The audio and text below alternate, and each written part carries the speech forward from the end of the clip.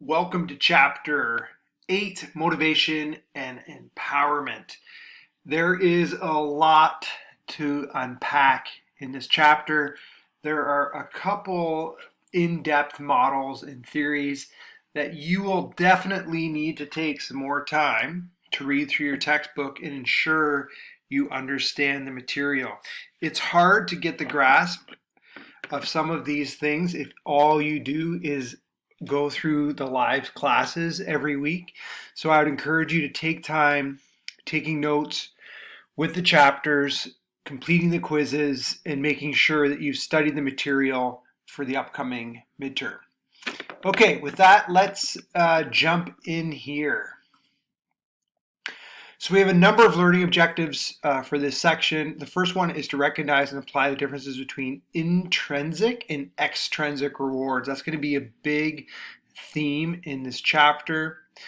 You have to look how to appropriately really motivate people and motivate others by meeting these higher order or higher level needs that we'll jump into.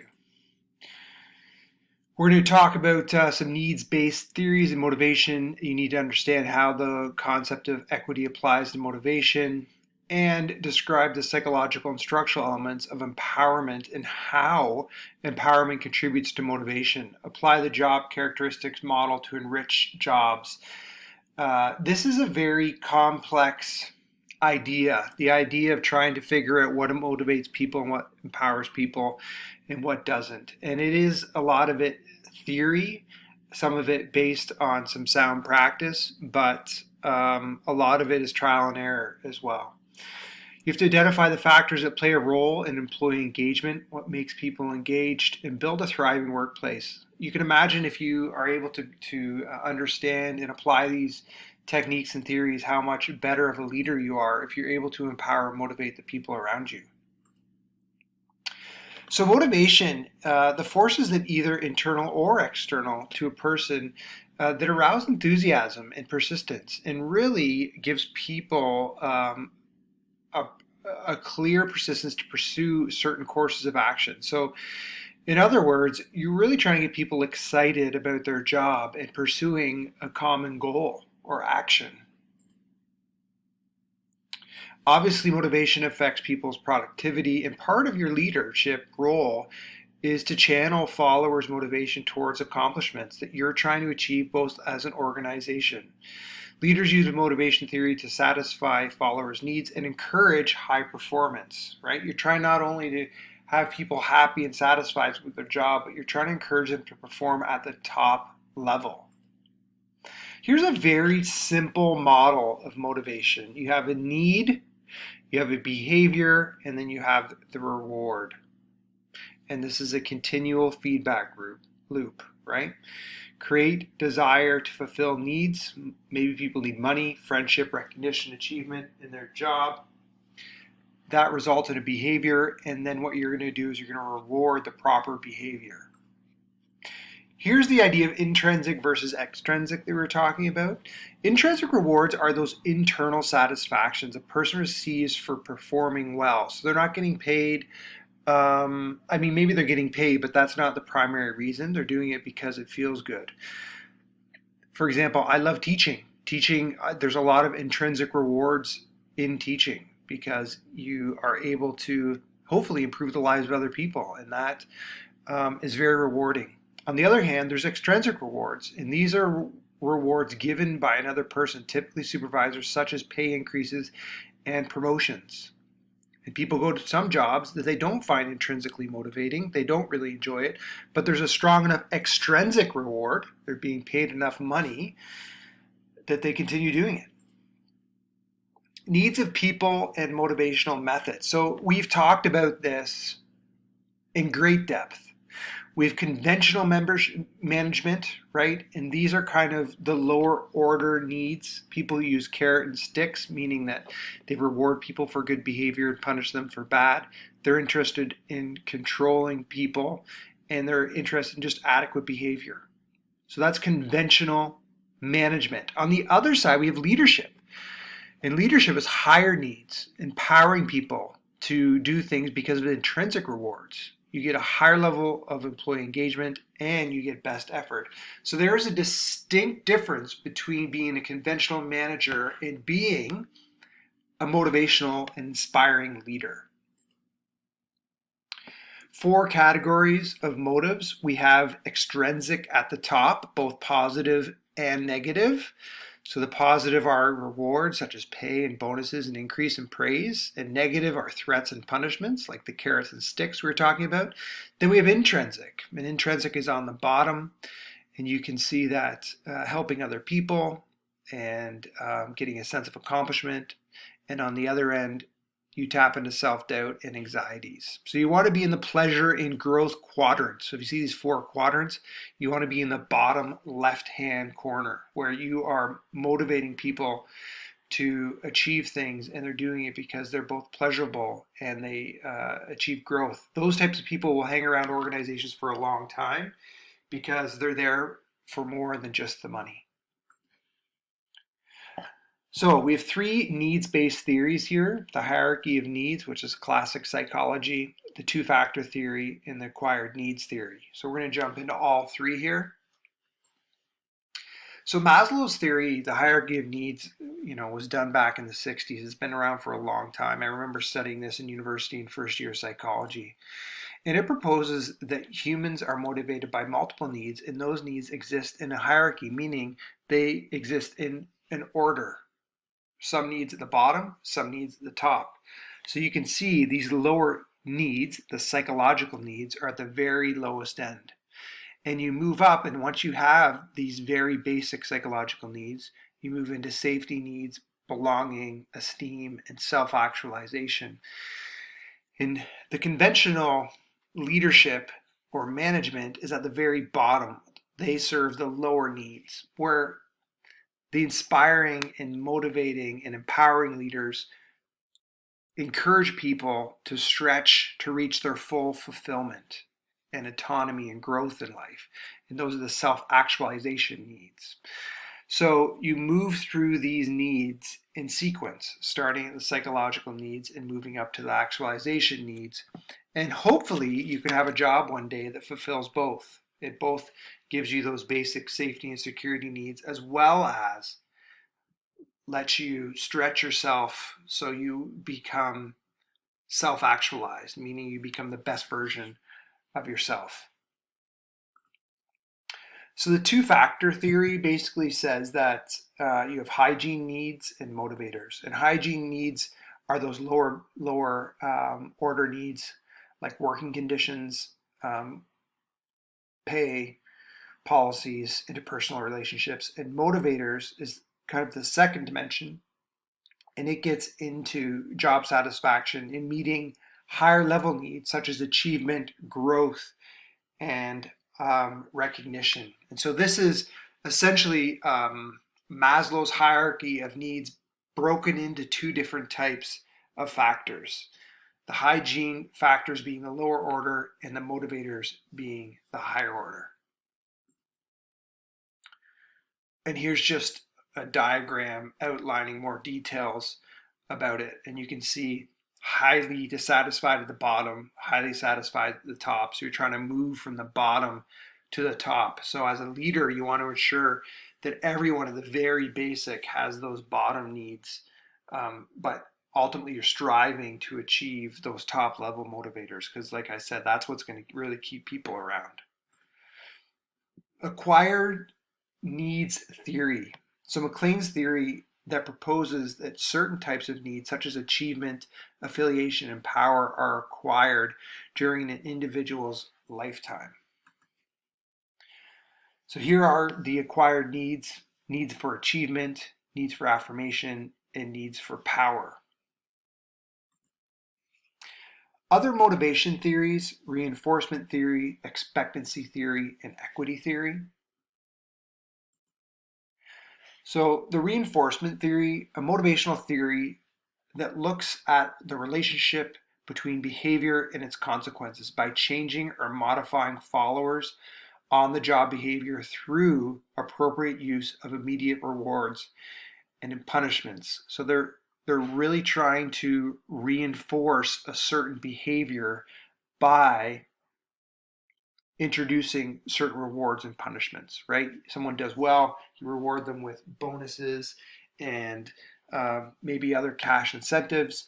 And if they don't do well, you're going to punish them by maybe docking their pay or um, writing them up or some other type of negative consequence.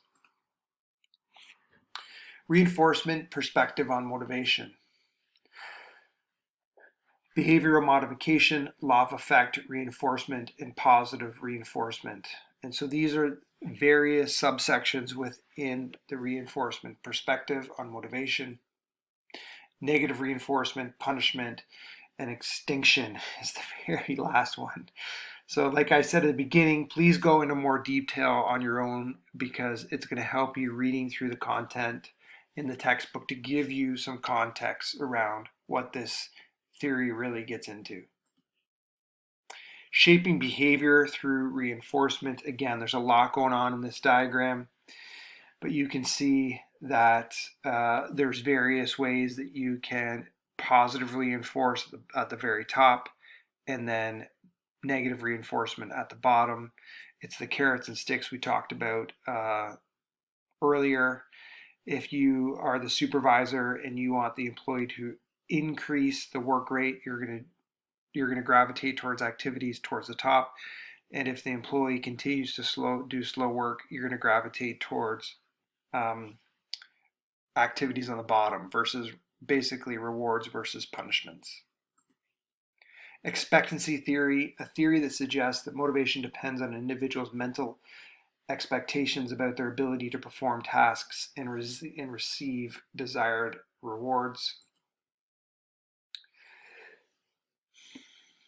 So here is the diagram of what leads to motivation. So if expectancy is greater than performance, we'll be putting an effort into the task to lead to desired performance.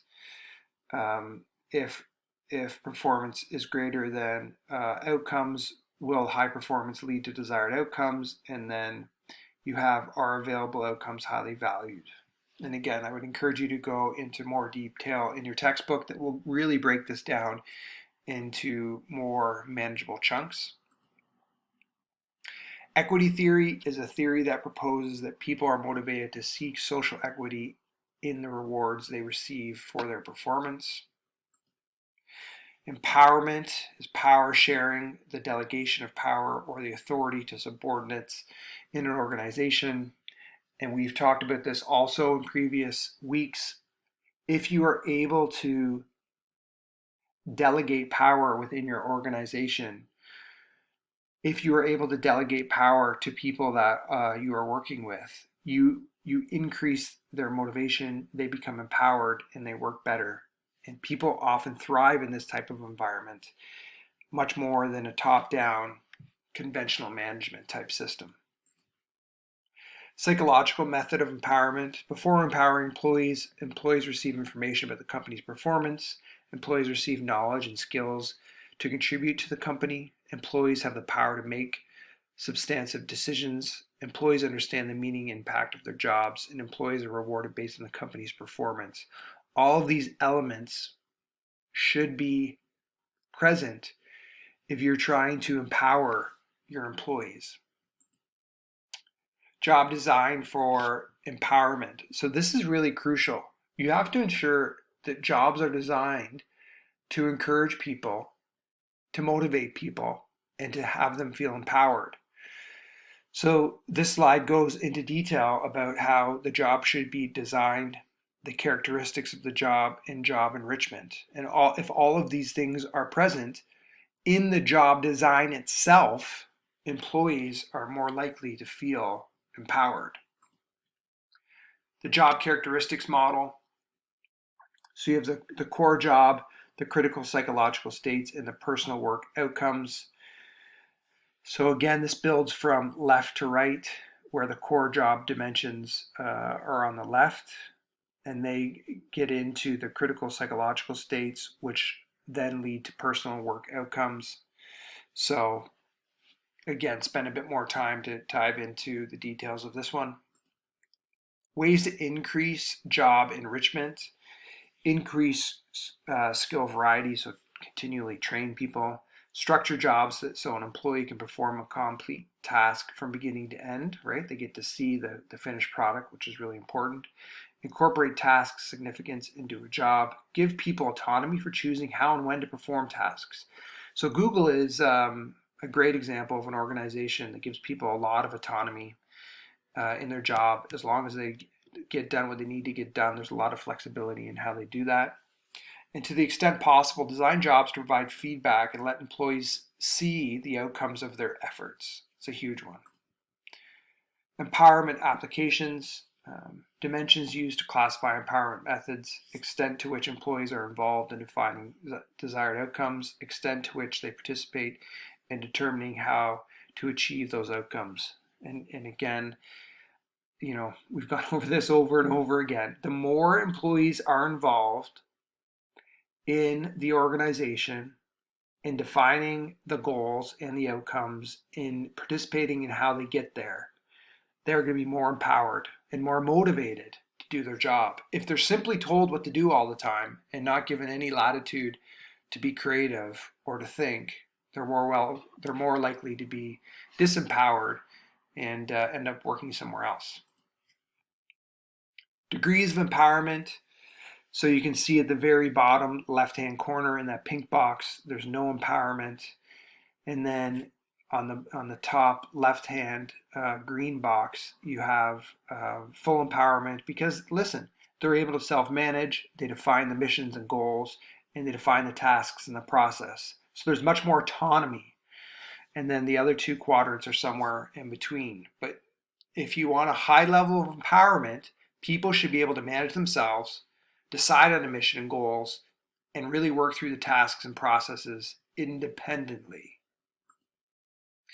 Engagement is when people enjoy their jobs and are satisfied with the work conditions, contribute enthusiastically to meeting team and organizational goals, and feel a sense of belonging and commitment to the organization. Feeling like they belong, like they're one of the family, is very, very important.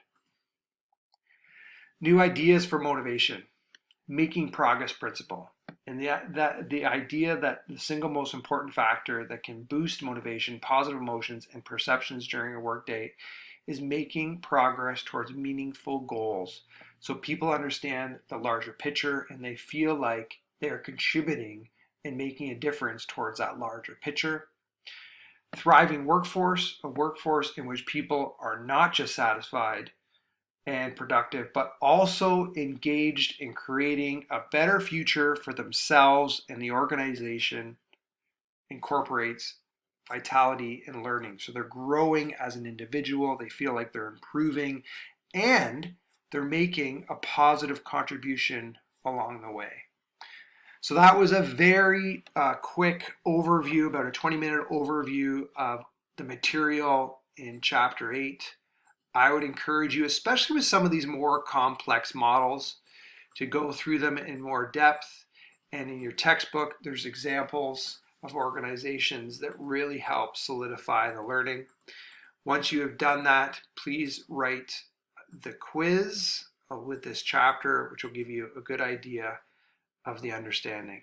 As always, any questions, please don't hesitate to ask, and have yourself a great rest of the week.